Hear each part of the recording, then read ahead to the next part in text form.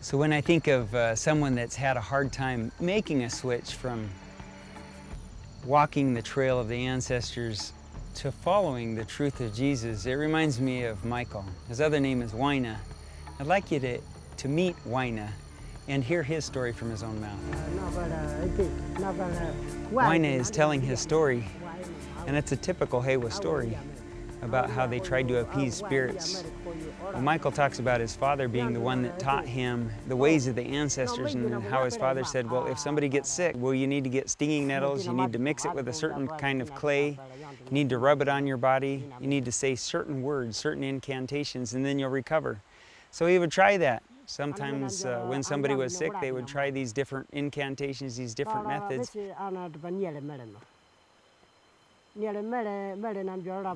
Some people would recover, a lot of people died.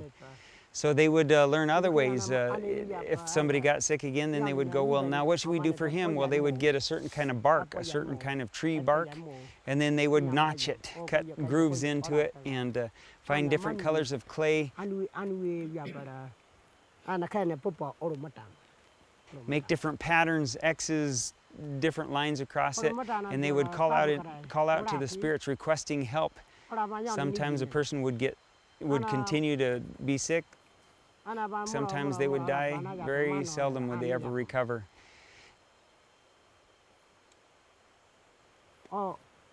We tried this method and this method and this method. We went down to the rivers and got flat rocks. We painted bark pictures. We found different different barks with different aromas, and mixed them with, well, the pitch of one tree with clay.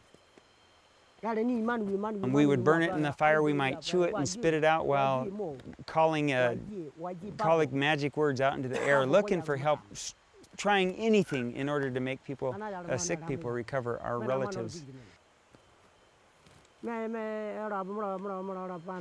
then it didn't really work. So then we reverted back to what we knew to be the way to get rid of sickness and death. When my father's brother died, we killed a man. We heard that a man had an evil spirit in him, and we were convinced that this man's evil spirit had come and eaten out the soul of my uncle. And so we went and killed that man so that the evil spirit that supposedly he had in his body wouldn't kill another one of us. But that didn't stop sickness and death. Later, another relative died, so we found a girl that was accused of being possessed by an evil spirit, so we went and we killed her also. But that didn't stop sickness and death. It continued on, and so we went to other villages. We went to the village downriver and said, what kind of incantations do you have? What kind of magic potions or powders or different bones of animals, or even ancestral jaw bones, or what is it that works in your village? And so we would try their ways, keeping us from getting sick and dying. But no matter what we tried, it didn't work. In fact, my own wife died when she was giving birth to our only daughter, our first daughter. She died. And I didn't know what to do. I didn't know what to think about it. And then there was other people sick. We appealed to our witch doctors and we said, come on, you've got to help us. Something isn't working right. We've got to try something new. And so our witch doctors helped us develop new ways, but it was the same old problem. We still continued to die. Even sometimes more than one person a day. We'd have one person die in the morning, and then later the same day another person would die. Well, a certain time later, there was 3 graves in our front yard. 3 people had died recently, and there were several of us that were sick in the house. And Yanis came and Jonathan came, and they carried medicine. And when they arrived, I was someone that wasn't sick, and so they showed me the practice, or how to dispense the medicines, and I helped them dispense medicine to the ones that were sick and were dying. And right away, in a matter of 1, 2, and 3 days, people started to recover. Not everybody recovered all at once, but they all recovered, and then later, no one else died. And so we sat around the house after that talking about it, saying, what is this? This is different. We've never seen this. This isn't like something from our ancestors. Our witch doctors never had this kind of power. We need to find out more about what's going on here. We were searching for a way to stay alive. We thought that if we could find the way to stay alive, we could live forever. And that's what brought us to the place where we were open and requesting that someone would come and teach us the message of the Bible.